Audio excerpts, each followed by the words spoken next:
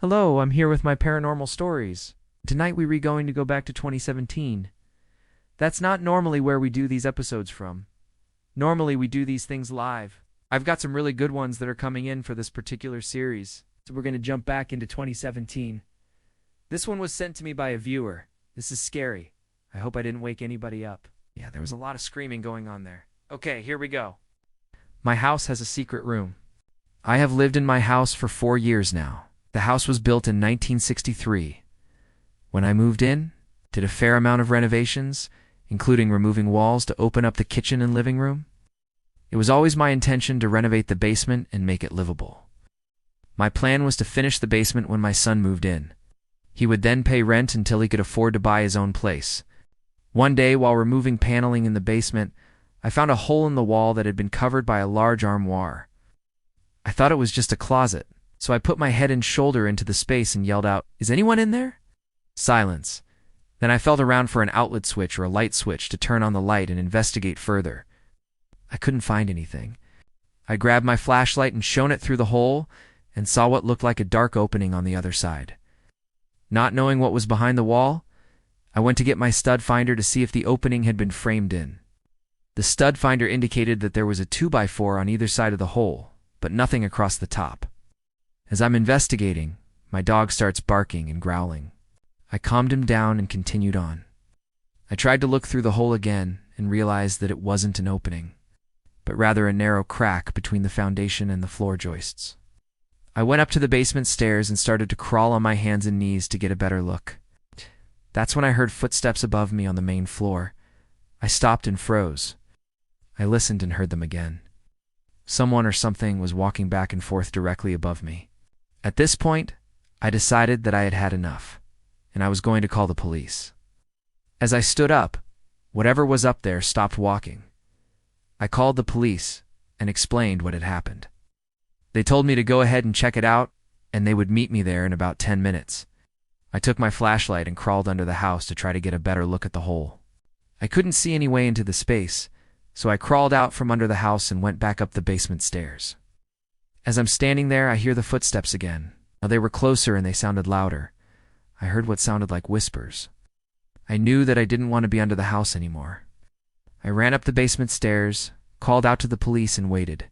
As I'm waiting, I start looking around the basement trying to figure out where the sound was coming from.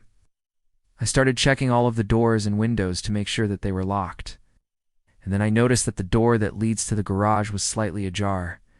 I opened it fully and stepped outside. It was then that I noticed that one of the cement blocks that forms the foundation of the house had been dislodged. I walked over to the block and looked underneath. I could see some boards and some insulation. I don't remember why, but I decided to pull the boards away from the foundation. As I did, I saw a very small gap between the foundation and the floor joists. I shone my flashlight into the gap and saw what looked like a dark opening. I couldn't tell if it was a hole or just a shadow. With the police still only 10 minutes away, I went back inside to wait. I sat on the basement steps and tried to calm myself down. I figured that the sound I had heard was just mice or maybe rats. I didn't want to believe that there was someone or something living in the walls of my house, but I couldn't help but wonder. The thought of finding human bones or maybe a dead body kept running through my mind. When the police arrived, they didn't find anything. We checked everywhere. I even let them crawl under the house. They said that they would stop by later in the week to continue the investigation, but I never saw them again.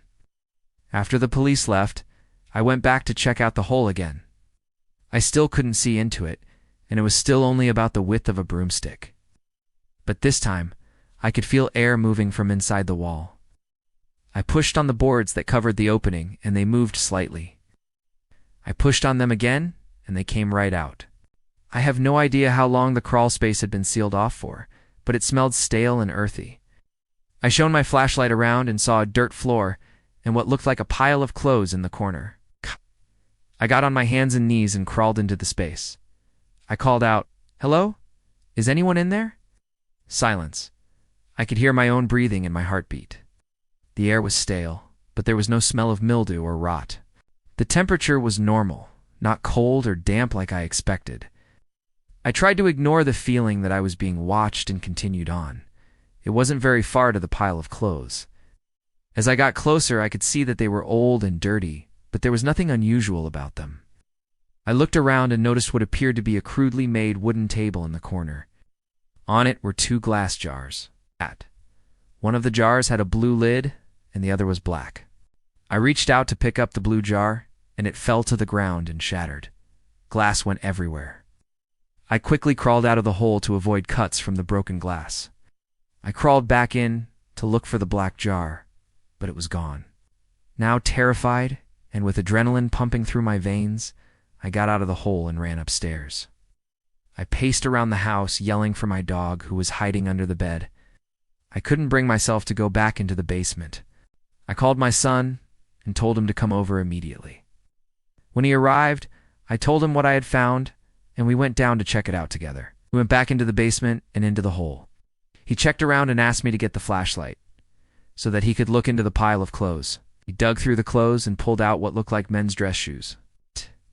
He also found what looked like an old leather belt. He checked everywhere but couldn't find the black jar. I offered my son money to stay and help me clean it all up, but he declined and left. I ended up taking most of the stuff out, but there was so much dirt that I couldn't take it all out. I figured that whoever had been living in there had probably brought the stuff with them when they left. I filled in the hole and covered it with concrete. I never did finish renovating the basement. It's been for years since I found the secret room, and to this day I do unknow what was in the room or who had been living in there, and that's my story. I'm here with my paranormal podcast. If you want to send me your story, you can do so through the link in the description below. And if you enjoyed this episode, please like and subscribe so you don't miss any future episodes.